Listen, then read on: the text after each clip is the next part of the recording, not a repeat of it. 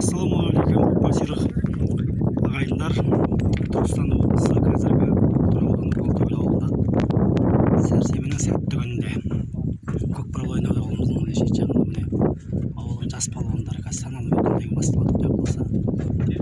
Жалпы палуанға көкпарды енді көреміз ғой, қызығамыз, телевизордан көреміз, былайша жиі көреміз. Бірінші рет осы ауылымыздан бастап әнне көреміз, міне көреміз деп бермей қалды дәулер.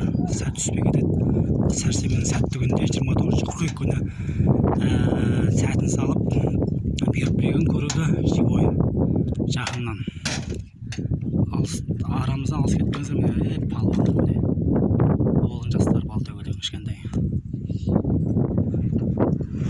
Қылшауыл деген жердің жас көкпаршылар.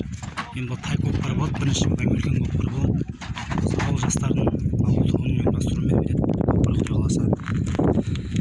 Міне шаңқытып дайындық үстінде жас көкпаршылар.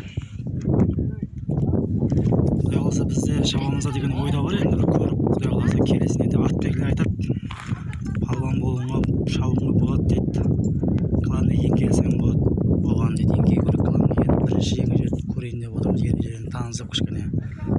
Одан келесіне көріп құдай қаласа келесі жолы егер жатса